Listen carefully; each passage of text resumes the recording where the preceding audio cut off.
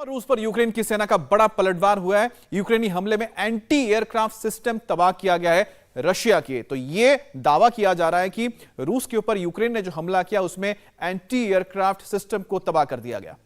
Ukraine के ऐसे कई सारे दावे सामने आ रहे हैं जिसमें वो कह रहा है कि हमने 97 रशियन फाइटर जेट मार गिराए हैं, 498 रूसी टैंक तबाह कर दिए हैं और एंटी एयरक्राफ्ट सिस्टम जो तबाह किया गया। यूक्रेनी सेना का यह पलटवार है और जो दावा यूक्रेन की ओर से किया जा रहा है उसकी एक तस्वीर आपके सामने। और देखिए ये हमला जो हुआ है उसके बाद को ड्रोन के जरिए तस्वीरें ली गई है। ड्रोन से हमला भी किया जा रहा है, जो आम ड्रोन है इनके पास टर्की के। और साथ ही आप देखिए कि अब दोनों ही तरफ से ड्रोन के इस्तेमाल करके हमले किए जा रहे हैं जो कि बहुत ही प्रिसाइज हो रहे हैं। सवाल ये उठता है कि अब व्लादिमीर पुतिन का अगला एक्शन क्या होगा, अगला प्लान क्या होगा। यूक्रेन पर हमले का 27वां दिन है, लगातार युद्ध भीषण होता जा रहा है। सवाल उठ रहे हैं क्या तृतीय विश्व युद्ध का खतरा भी मंडरा रहा है। इसी बीच एक और बड़ी खबर, मारियोपोल में रूसी सेना के हमले और तेज हो गए हैं। इंडस्ट्रियल प्लांट पर रूस ने बमबारी की है। रूसी बमबारी के बाद प्लांट में एक के बाद एक कई सारे धमाके हुए हैं। ये तस्वीरें आपके सामने मारियोपोल से।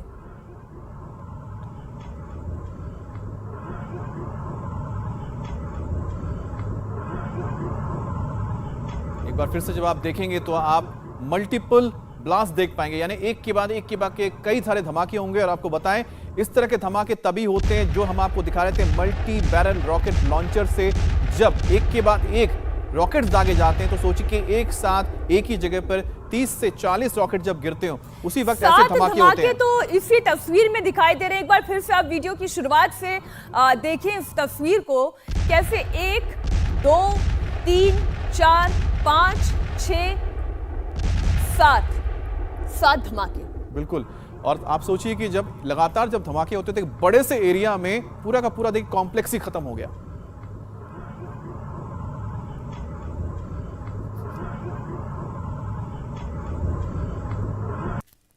और मारियोपोल में रूसी बमबारी के बाद तबाही का मंजर। रूस की बमबारी में कई इमारतें आग में तबाह हो चुकी हैं। तस्वीरें आप देखिए।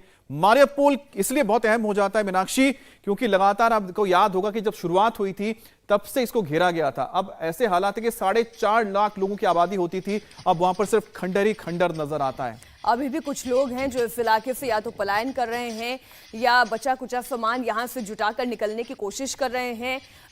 अंडरग्राउंड बंकर्स जितने हैं वहां पर शरणार्थी बनकर अपना जीवन यापन कर रहे हैं। बहुत मुश्किल की परिस्थिति मारियोपोल के लिए। स्ट्रैटेजिकली भी मारियोपोल एक बहुत इंपॉर्टेंट शहर और इस पर रूसी सेना का कब्जा एक तरीके से कहा जा सकता है, लेकिन यूक्रेन इसे वापस हासिल करना चाहता है और इसलिए इतना रिटेलिएशन, इतनी जंग की जो स्थिति है वो मारियोपोल में नजर आ रही है।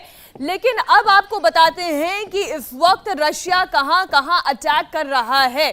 आइए कुछ और तस्वीरें आपके सामने रखते हैं। अमित, रशिया का जो अटैक है, जैसे कि हमने कहा कि मारियोपोल स्ट्रैटेजिकली उनके लिए एक बहुत इंपॉर्टेंट शहर है, जिस पर हम कहते हैं कि कीव और खार्किव के बाद मारियोपोल सबसे इंपॉर्टेंट, जहां पर वो अपना पूरी तरीके से कब्जा चाहता है। बिल्कुल, क्योंकि आप देखिए कि अगर नॉर्थ की अगर बात करते हैं, नॉर्थ में कीव पे सबसे ज्यादा उनका फोकस के बाद चार्निव पे है। लेकिन जो इस वक्त तो सबसे अहम जो लड़ाई आज की जो चल रही है वो मारियोपोल को लेकर, क्योंकि मारियोपोल को लेकर रशिया ने अल्टीमेटम दिया है कि आप सरेंडर कर दीजिए, नहीं तो उसके बाद वो तबाही जो वहां मचेगी उसके लिए वो जिम्मेदार नहीं होंगे, क्योंकि इसके लिए उन्होंने साफ अल्टीमेटम दे दिया है। मारियोपोल इसलिए इंपॉर्टेंट हो जाता है क्योंकि जब यहां से दोनेत्स्क का जो इलाका पड़ता है, ये दोनेत्स्क जो इसको अलग प्रांत बनाया गया है, मारियोपोल उसका सबसे बड़ा शहर है जो सी ऑफ एज़ोव पे बिल्कुल बना हुआ, यानी कि एक पोर्ट सिटी है।